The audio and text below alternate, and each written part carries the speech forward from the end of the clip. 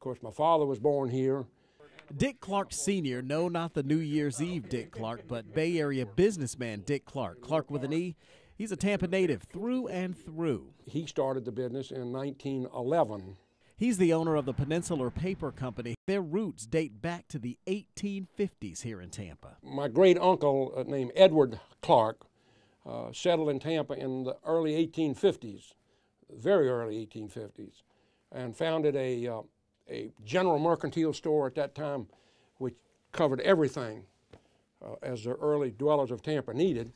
And that general store, just the beginning. Clark Sr.'s father started Peninsular Paper, and it has stayed in the family since. See that we're using every square inch of it.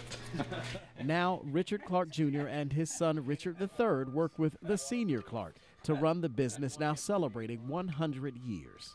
Back in the early days, in the 1900s, the company sold to the general store people, the country store people, the town and country people, axe handles, washboards, tubs, clotheslines, clothespins, needles, thread.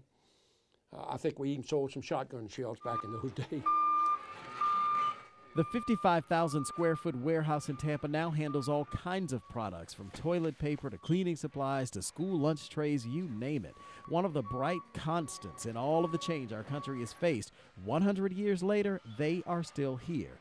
So how did they do that? We are our own bosses, so to speak. And they will continue to be their own bosses, keeping it all in the family.